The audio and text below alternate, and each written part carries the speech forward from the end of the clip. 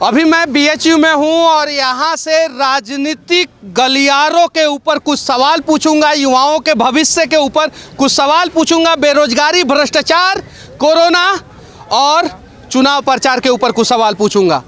बहुत सारे लोग हैं जो बहुत सारी पार्टियों के हैं, कुछ लोग समाजवादी पार्टी का विचारधारा रखेंगे, कुछ लोग भाजपा का रखेंगे और कुछ लोग निष्पक्ष भी हैं।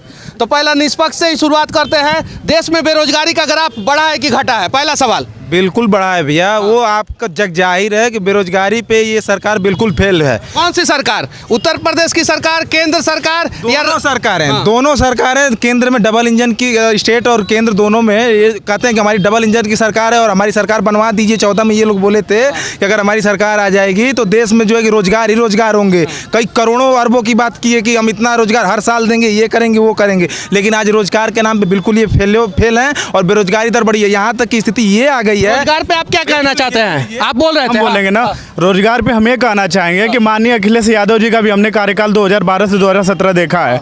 उन्होंने एक निष्पक्ष भर्ती करवाई थी, वो भी लेखपाल की 12,000 करवाए, तो उसमें भी इंटरव्यू था। इंटरव्यू में जिसके पास 4 लाख है वो इंटरव्यूअर को पैसा दे और नौकरी ले। और उसके बाद बाबा जी आए, समझ गए कि इंटरव्यू में करप्शन है, इंटरव्यू हटा दिए। और सेकेंडली है कि मेरिट पे अखिलेश जी भर्ती लाए थे 36,000 पुलिस की, कांस्टेबल की। आप सबको, हम सबको पता है कि यूपी और बिहार का मेरिट कैसे इंक्रीज होता है, कैसे डिक्रीज होता है। जिसका पहचान है वो 90 पाएगा, जिसका पहचान नहीं वो 50 पाएगा। जब 90 वाला पहचान से पा गया 90, तो मेरिट तो उसका हायर है। इसका मतलब वो कांस्टेबल पे जाए। ये भर्ती गई कोर्ट में गई, तब तक उनका कार्यकाल खत्म हो गया। 2017 में बाबा जी बने तो कोर्ट का आदेश था कि अच्छा, बेरोजगारी बढ़ी है कि घटी है? सिंपल सा सवाल मैं पूछ रहा हूँ आपसे, सिंपल। सुनिए, बेरोजगारी में मानता हूँ कि बढ़ा है ग्राफ के अकॉर्डिंग, लेकिन इस समय जो युवा। अच्छा, टैबलेट पे क्या कहना चाहते थे आप? टैबलेट पे कह रहे हैं कि राज्य के पूरे जो है संस्थानों को, मतलब राज्य जो संस्थान है राज्य वाले, उन सबको टैबलेट मिल सकता है, स्मार्टफोन मिल सकता है। और हम यहाँ बीएचयू वाले लोग जो हैं, हम लोग मतलब यूपी में नहीं रह रहे हैं, हम लोगों को नहीं मिलना चाहिए स्मार्टफोन, टैबलेट। वाले बच्चों को स्मार्टफोन नहीं दिया जा रहा है, उसके पीछे रीजन हो सकता है कि बीएचयू वाले बच्चे बहुत स्मार्ट है और देख सकते हैं ये बच्चा कितना स्मार्ट है। चलिए ठीक है। हाँ, बेरोजगारी का सवाल पूछा, तो बेरोजगारी पे इस सरकार में केवल बस यही चुनाव के अंत में जो है, पिछले सरकार में कलेक्टर डीएम थे। कलेक्टर डीएम नहीं थे, लेकिन जितना हम जान रहे हैं मतलब उस समय का, तो वैकेंसी सारी क्लियर हो जाती है। सरकारें आती हैं, सरकारें जाती हैं, जनता का अच्छा दिन नहीं आता है। अगर जनता का अच्छा दिन आता तो पिछले सरकार में ही सबको रोजगार मिल गया होता, और अगर दोबारा अच्छे दिन के साथ अच्छा दिन आता तो इस सरकार में रोजगार मिल गया होता। सच्चाई ये है, राजनीतिक पार्टियों के चक्कर में हम लोग लड़ते हैं और बर्बाद हम ही लोग होते हैं। चलिए ठीक है, आपसे एक सवाल मैं पूछना चाहता हूँ। नेता होता नहीं ना है? चलिए, क्या बोले? प्रदेश महासचिव है समाजवादी के। प्रदेश महासचिव है समाजवादी के। अच्छा, क्या लगता है आपकी सरकार बनने वाली है? बिल्कुल समाजवादी पार्टी की सरकार बन रही है।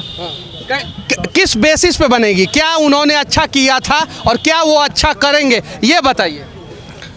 जब राष्ट्रीय अध्यक्ष श्री अखिलेश यादव जी की सरकार थी, पूर्वांचल एक्सप्रेसवे, आगरा एक्सप्रेसवे, 1090 और जो 100 नंबर डायल 100 था, जो भारतीय जनता पार्टी इस समय डायल 112 कर दी है, वो भी जो देन है वो राष्ट्रीय अध्यक्ष श्री अखिलेश यादव जी की देन है।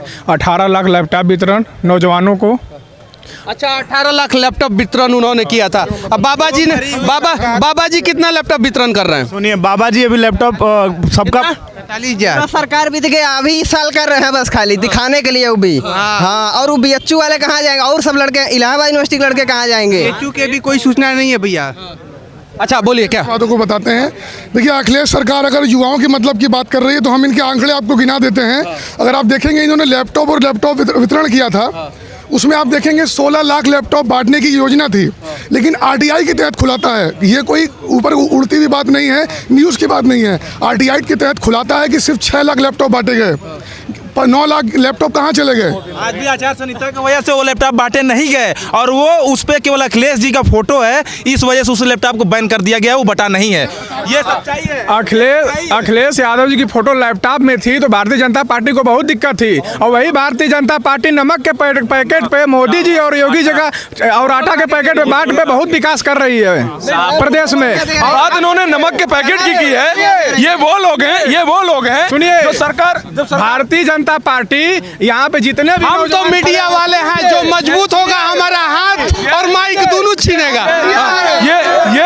ये ये वो लोग हैं, जैसे ही सरकार बदलती थी तो तुरंत बसों का रंग लाल हो जाता था, बच्चों की ड्रेस का रंग बदल जाता था और उसमें बड़े बड़े घोटाले करते थे। ये वो लोग हैं जैसे भारतीय जनता पार्टी के नहीं आपका। सुनिए मैं पूछना चाहता हूँ कि कौन सी बसों का रंग लाल हो गया था और कौन सी बसों का। स्कूल मेरा है, मैं डिसाइड करूंगा कि मेरा ड्रेस कैसा होगा। मैं देखिए हमारा तरीका थोड़ा अलग है और हम जनता की समस्या को नेताओं के कान में गुंजवाना चाहते हैं। तो अगर इस प्रकार से हम लोग करेंगे तो नहीं जाएगा। लॉजिकली तरीके से हम अपनी बातों को रखें। हम भारतीय जनता पार्टी की सरकार, जो मोदी जी हैं, बनारस के सांसद हैं, उन्होंने ही नारा लगाया था, सौगंध मुझे इस मिट्टी की, मैं देश नहीं बिकने दूंगा।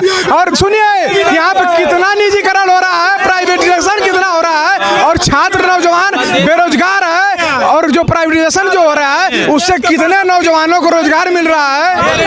देखिए समाजवादी पार्टी के विकास की अगर आप बात करेंगे तो अभी इन्होंने बात करी है कि 300 यूनिट फ्री बिजली। वक्त आ गया है, क्यों काशी हिंदू विश्वविद्यालय पूरी उत्तर प्रदेश में 28 जिले आते हैं। आज से 100 साल पहले विश्वविद्यालय स्थापित कर दिया गया था, लेकिन वही काम सरकारें क्यों नहीं कर पा रही हैं?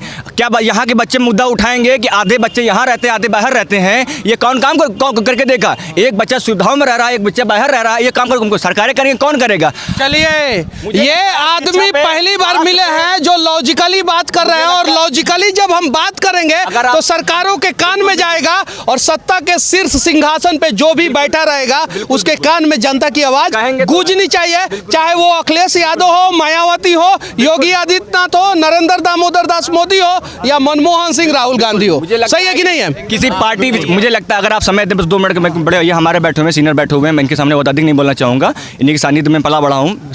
मुझे लगता है कि अब समय आ गया, मैं किसी पार्टी विशेष, किसी व्यक्ति विशेष की मुझे बात नहीं करनी चाहिए। हमें कि सिर्फ नीतियों पे, शिक्षा पे, स्वास्थ्य पे, चिकित्सा पे, कृषि पे हम देखिए कहाँ पहुँचे हैं।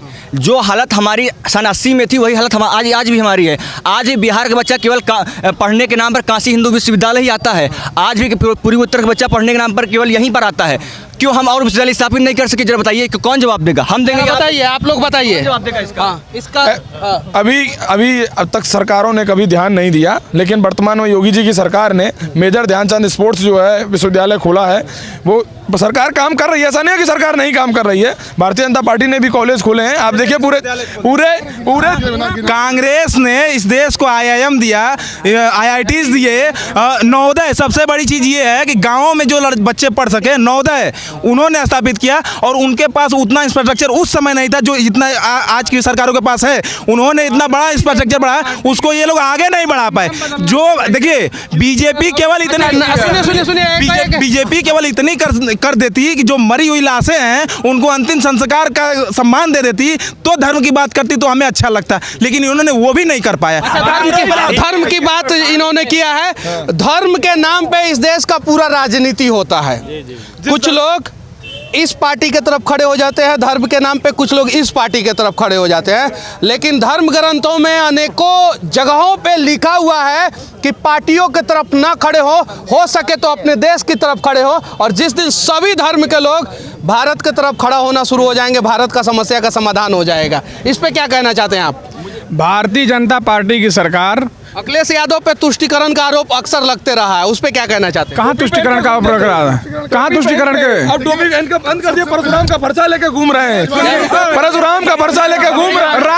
राम जी के नाम को बेचने वाले लोग बात करेंगे कि वो परशुराम का वो लेके घूम रहे हैं। ये बताइए, बनारस में जो अभी कॉरिडोर बना है, कॉरिडोर से आप लोगों को क्या समस्या है? कॉरिडोर से हमको क्या समस्या है? कॉरिडोर सबका है, विश्वनाथ जी सबके हैं। क्या उनके वहाँ पे पूजा करने विश्वनाथ जी को ला के बैठाए था क्या कि उनका कॉरिडोर हो गया? अच्छा ये बताइए, सुनिए। अच्छा, अखिलेश यादव जी किसी एक विशेष दल पार्टी के नहीं है, भगवान को सब पूछते हैं। अब भगवान को चाहिए भैया, मुझे लगता है कि हम जिस परिसर में खड़े हुए हैं, हम देश के एक उच्च संस्थान में खड़े हुए हैं, और यहाँ पर सिर्फ बात होनी चाहिए नीतियों पे, शिक्षा पे, स्वास्थ्य पे, प्रकृति पे, पर्यावरण पे। इसके अलावा अगर किसी भी बारे में बात होती है तो हम मुद्दे से भटक रहे हैं। इसमें हमारा आपका कोई नहीं जा रहा। इसमें जो जिनको चमकना वो चमक जा रहे हैं, लेकिन पिछड़ कौन रहे? हम रहे हैं। आने वाले समय में हमारे बच्चे ही पढ़ने के लिए आएंगे, लेकिन विश्वविद्यालय स्थापित होंगे तो क्या होगा? हम धर्म में बात करेंगे, क्या करेंगे? जब हमको शिक्षा नहीं मिलेगी, धर्म बात करेंगे हम लोग, तो धर्म जो कभी कार्ल मार्क्स ने कहा था धर्म अफीम का काम करता है, वो एकदम सत्य कहा था। अगर हमको आगे बढ़ना है, हम गिनाने के नाम पे तो अमेरिका, जापान विकसित देशों के नाम गिनाते हैं, लेकिन सुंदर सीखते क्या हैं हम? अभी हाल ही घटना आप देख लीजिए, कोरोना काल में ऐसा हमारे घर में आप भैया घर से, सबके घर से ऐसा कोई नहीं गया होगा। मेरे व्यक्तिगत नानी गई, मेरे व्यक्तिगत घर से लोग गए, सबके घर से लोग गए, लेकिन कितने अस्पताल हमने खड़े किए? अभी थर्ड वेव आ गई, कितने अस्पताल हमने खड़े किए हैं इसके बारे में? मेडिकल कॉलेज बन रहा है, इससे पहले कितना लोग बनाए थे? यही बीएचयू है जो इससे पहले खाल विद्यालय में खड़े हैं और यहाँ के डॉक्टर आज धरने पे बैठे हुए हैं। स्वास्थ्य व्यवस्था तो ये है इनकी कि किसी व्यक्ति को, ये मैं यहाँ की सच्चाई बता दूं कि अगर कोई एक व्यक्ति अगर यहीं पे सीरियस बीमार पड़ जाए, उत्तर प्रदेश नीति आयोग की एक रिपोर्ट है जिसमें उत्तर प्रदेश नीचे से पहले स्थान पे है स्वास्थ्य कंडीशन। ये नीति आयोग की जो रिपोर्ट है, सुनिए पहले सुनने की आदत डालिए, पहले आप लोग सुनने की आदत डालिए। नीति आयोग की जो रिपोर्ट है ये बोलने नहीं देंगे। देखिए समस्या क्या है कि हम लोग जन की बात करते हैं और जन की बात में जनता की समस्याओं को नेताओं तक पहुंचाने का प्रयास करते हैं, लेकिन यहाँ पे समस्या ये है कि हमारा परिदृश्य ऐसा हो गया है कि जो नेता चाहते हैं वही होता है, और हम आज जो है सच ये है कि लड़ रहे हैं। लॉजिकली तरीके से अगर हम अपनी बातों को रखेंगे तो हमारी समस्याओं का समाधान होगा, लॉजिकली तरीके से नहीं रखेंगे तो हमारे समस्याओं का समाधान नहीं होगा। और ये लिख के रख लीजिए, मैं इस देश का सबसे बड़ा समस्या बेरोजगारी है, उस पर सवाल पूछने जा रहा हूँ, क्योंकि एक यूनिवर्सिटी के कैंपस में हूँ। नेताओं से अनेकों बार बेरोजगारी के मुद्दे पे सवाल किया गया, वो खुद तो बेरोजगार है नहीं तो तरीका कैसे बताएंगे? चैनलों पे बैठ के लंबा भाषण देते हैं, ऐसे दूर करेंगे वैसे दूर करेंगे, और कैसे भी दूर नहीं होता है। हम युवाओं से पूछेंगे, यहाँ के बच्चों से पूछेंगे, और उम्मीद करता हूँ कि आप लोग निष्पक्ष होकर जवाब दीजिएगा। सुनिए, एक और चीज, किसी भी पार्टी पे कटाक्ष नहीं करना है, सिर्फ तरीका बताना है कि बेरोजगारी कैसे देश का दूर होगा, और इसके लिए कौन तैयार है? चलिए ठीक है, इस देश का बेरोजगारी कैसे दूर किया जाए? देश की बेरोजगारी भारत का, विश्व का कोई सरकार दूर नहीं कर सकता। बेरोजगारी दूर करने का यही मतलब है कि जितनी जरूरत है उतनी गवर्नमेंट वैकेंसी है, और सेकेंड है कि बैंकिंग सिस्टम इतना मजबूत होना चाहिए कि जब जरूरत पड़े किसी को लोन दे, और जिससे वो अपना कुछ ना कुछ करे, दुकान खोले, डलिया। नीरव मोदी को लोन मिल जाता है लेकिन सबको लोन नहीं मिलता है, सच्चाई है। और सुनिए एक और चीज, यूबी ग्रुप का मालिक किंगफिशर का बियर दारू आता है ना, वो पूरे देश के लोगों को दारू पिलाता है और नशे के हाल में जो है फुर्र हो जाता है, ये सच्चाई है। चलिए ठीक है, बेरोजगारी कैसे दूर किया जाएगा किसी भी पार्टी पे बिना कटाक्ष किए हुए बताइए? किसी पार्टी बिना कटाक्ष किए मैं बेरोजगारी पे मुद्दे पे, बेरोजगारी एकदम से दूर नहीं होगी। पहले हमको इसको कारणों को जानना होगा, बेरोजगारी क्यों फैली। जब आप सिर्फ और सिर्फ धर्म बात करेंगे तो क्या होगा? धर्मांध होंगे लोग, ठीक है ना। शिक्षा बात करेंगे क्या होगा? लोग पढ़ेंगे, आगे बढ़ेंगे, ठीक है ना। तो बेरोजगारी दूर करने का सिर्फ एक जरिया है शिक्षा। अच्छा, धर्म पे बात हिंदुस्तान में ज्यादा होता है, ये मैं खुद कोट नहीं कर रहा हूँ, ये अंबेडकर ने कहा है, ये गांधी ने कहा, ये विवेकानंद साहब ने कहा है। और सबसे बड़ी बात, जिस परिसर में आप खड़े हैं, जिनके द्वारा मंदिर बनवाया गया, अगर आप कैमरा घुमाएंगे तो दिखा पाएंगे खूबसूरती इसकी, उन्होंने खुद कहा है बेरोजगारी दूर करने का सबसे अच्छा कारण क्या है? शिक्षा। शिक्षा हम सबको देंगे तो बेरोजगारी अपने आप दूर हो जाएगी, नेता अपने आप सुधर जाएंगे, समाज अपने आप सुधर जाएगा। शिक्षा की कमी नहीं है। अब बेरोजगारी कैसे दूर की जाएगी? देखिए, अपने देश में शिक्षा जिस दिन डिग्री लेने के अलावा सीखने का माध्यम बन जाएगी ना, उस दिन बेरोजगारी हमारे देश से अपने आप दूर हो जाएगी। हम जो पढ़ते हैं उसको सीख लें, टेक्निकल वर्क हम सीख लें, अपना जो काम है उसको ईमानदारी से करेंगे ना, तो हम बेरोजगार नहीं रहेंगे। हम रोजगार पैदा भी करेंगे, रोजगार देंगे भी, और हमारे हाथ में भी रोजगार रहेगा। हमारे देश में आप देखेंगे, जब हमारे देश में यूपीटीयू जो आज है, जिसको एकेटीयू कर दिया गया है, उसकी स्थापना की गई, 1000 कॉलेज लगातार बीटेक के बनाए गए। उस 1000 कॉलेजेस का निर्माण करने का उद्देश्य क्या था? हमारे देश में इंजीनियर पैदा हो। इंजीनियर वो जो मोटर खोलना जानता हो, मोटर बनाना जानता हो, सिर्फ बीटेक की डिग्री लेके यादव सिंह की तरह ठेका ना ले जाके वो इंस्ट्रूमेंट ये सब रहता नहीं सरकारी गवर्नमेंट कॉलेज में। तो बेरोजगारी कैसे दूर किया जाएगा उस पे बताइए। सिर्फ राजनीतिक किसी पे भी कटाक्ष नहीं करना है, दूर कैसे होगा वो बताइए, ताकि नेताओं के कानों में आपकी बात जाए और वहां से कुछ प्रयास हो सके। सबसे पहले मैं आपको बता दूं कि हमारे देश में शिक्षित व्यक्तियों की कमी नहीं है। बेरोजगारी तभी दूर की जा सकती है कि जो व्यक्ति जिस योग्य है उसको उस योग्य नौकरी मिलनी चाहिए। एक व्यक्ति पीएचडी किया हुआ, चपरासी की वैकेंसी भर रहा है, आप देश की स्थिति जान सकते हैं बेरोजगारी क्या हो सकती है। और आप बेरोजगार व्यक्ति से ये अपेक्षा करते हैं कि किसी भी व्यक्ति का फॉर्म जो है निकल जाता है, जुडिशरी का फॉर्म भरने जाइए 1000 रुपया, कोई भी कलर केयर फॉर्म भरने जाइए 500 रुपया।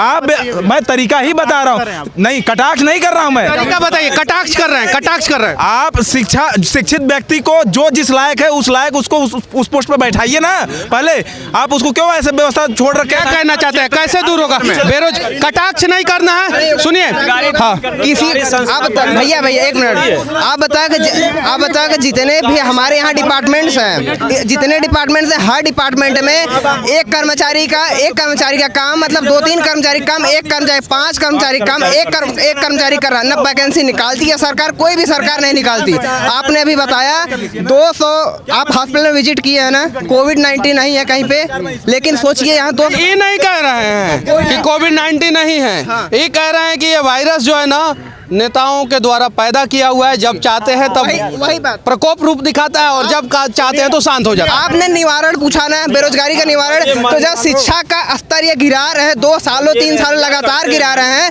कैसे बेरोजगारी मतलब नहीं पैदा होगी? आप राजनीतिक कटाक्ष कर रहे हैं।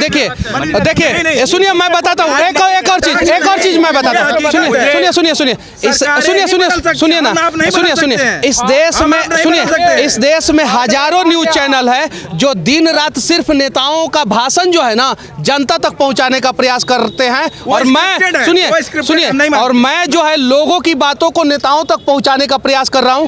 तो तरीका बताइए कि किस तरीके से कि शिक्षा मिनिस्टर से लेके आप समझ सकते हैं कि बीजेपी गवर्नमेंट जब सरकार बनी, स्मृति ईरानी को देखिए समस्या ये है कि ये भाजपा पे बोलेंगे, ये भाजपा पे बोलेंगे, ये कांग्रेस पे बोलेंगे।